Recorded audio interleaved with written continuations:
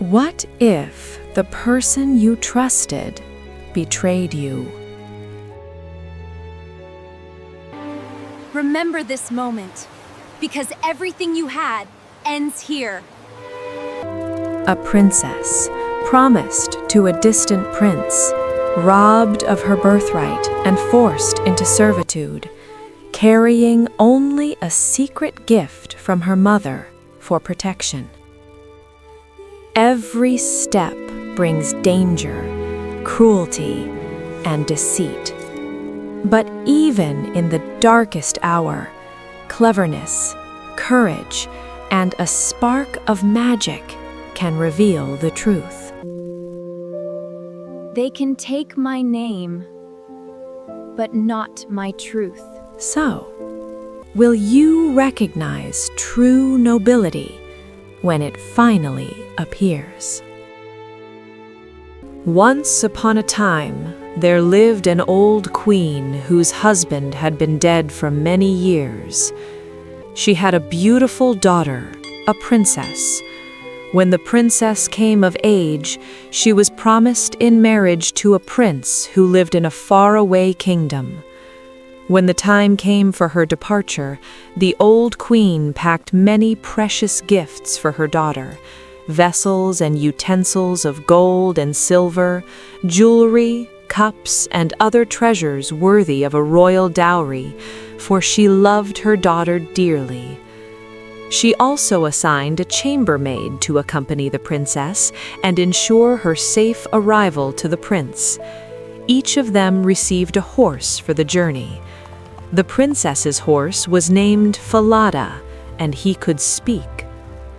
At the moment of departure, the old queen went into her chamber, pricked her finger with a knife until it bled, and handed the cloth with her blood to her daughter, saying, "Take good care of these, for they will be of service to you on your way."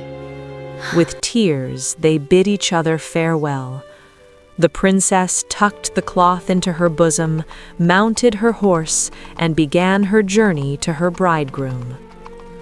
After traveling for some time, the princess became very thirsty. She asked her chambermaid to fetch her some water from a nearby brook.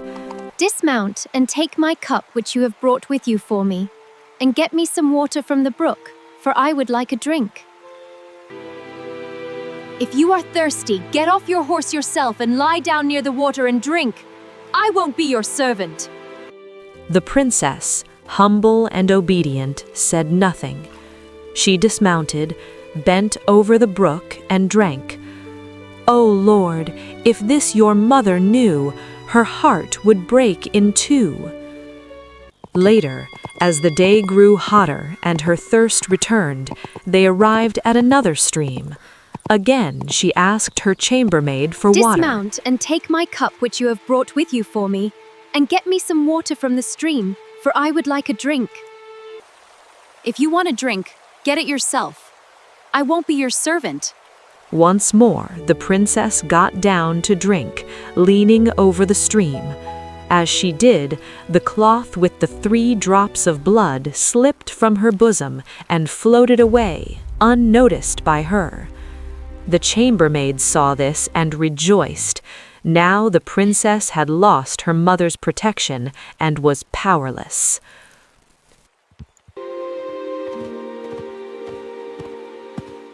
"I belong on Falada. You belong on my nag."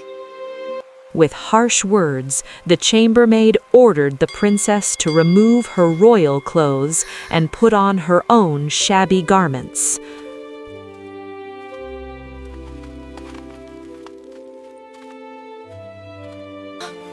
"Swear before heaven you will tell no one at the royal court, or you die." Falada remembered everything clearly. Then the false bride, the chambermaid, mounted Falada, while the true princess had to ride the maid's poor horse. They continued the journey until they finally reached the royal palace. There was great celebration upon their arrival. The prince hurried to meet them, lifted the false bride from her horse, and took her upstairs, believing she was his promised bride.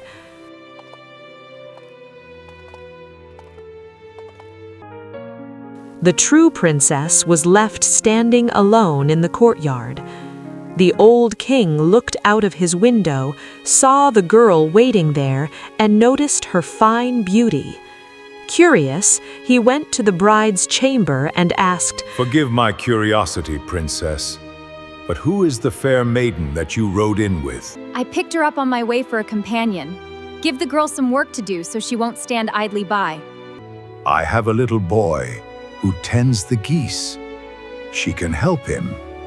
The false bride feared that Falada might reveal her secret, so she demanded the talking horse be killed. Dearest husband, I beg you to do me a favor. "I will do so gladly."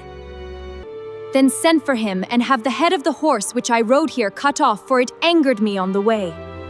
"Most certainly." And so it happened. Falada was killed. The true princess secretly promised a piece of gold to a man who worked for the knacker if he would perform a small favor.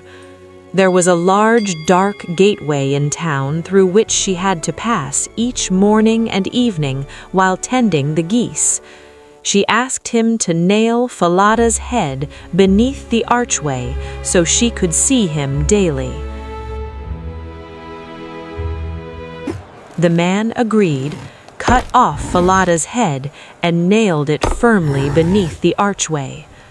The next morning, when she and Conrad, the goose boy, drove the flock beneath the gate, she said, "Alas, Falada, hanging there, alas, young queen, passing by, if this your mother knew, her heart would break in two."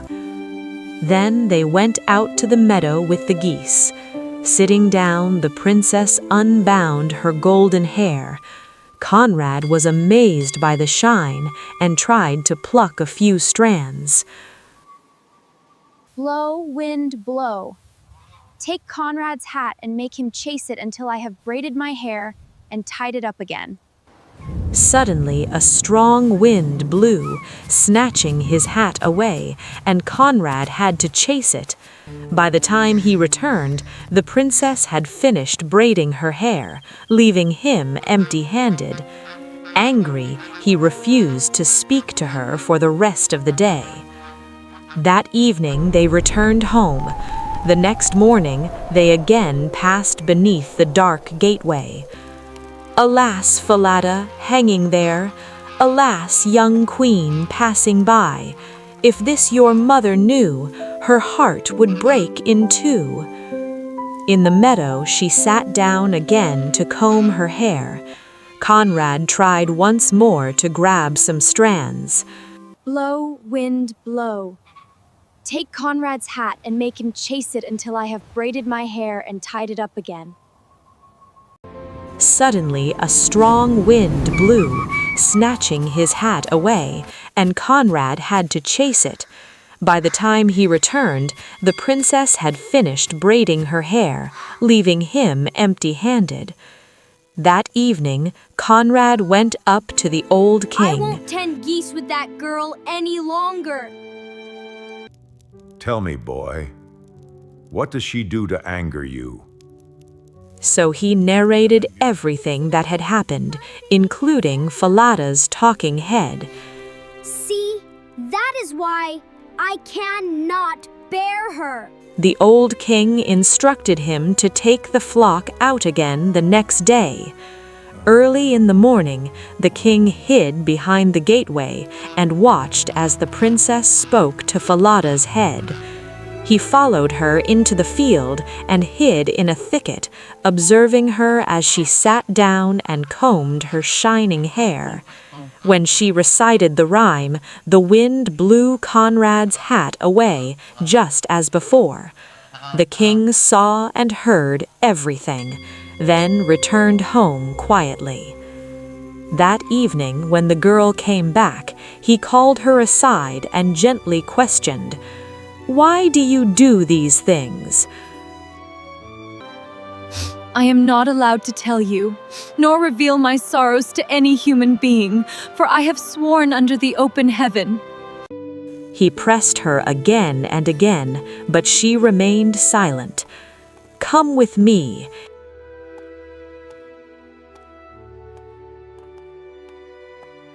If you will not tell me anything, then tell your sorrows to the iron stove there. "Here I sit, abandoned by the whole world, although I am the daughter of a king. A chambermaid forced me to take off my royal clothes, and she has taken my place with my bridegroom. Now I have to do common work as a goose girl. If my mother knew this, her heart would break in two." The old king had been listening outside the stovepipe and heard every word. You may come out now. He had her dressed in royal clothes, and she looked breathtakingly beautiful.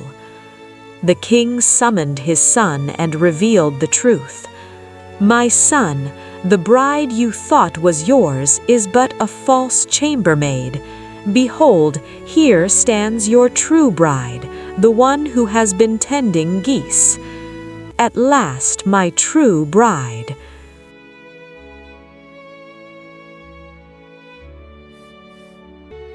A grand feast was held, and all the court and their friends were invited. The prince sat at the head of the table, with the true bride on one side and the false bride on the other.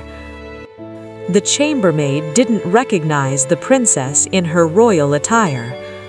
After they had eaten and drunk, the old king posed a riddle to the false bride, describing the entire story as if it had happened to someone else. Tell me, daughter-in-law, what punishment does one deserve who deceives her master in this manner?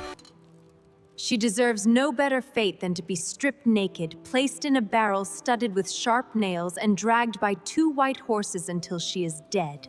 You are the one, and you have pronounced your own sentence. So shall it be done to you. No, please, I beg you. After her punishment was carried out, the young king married his true bride, and together they ruled the kingdom in peace and happiness.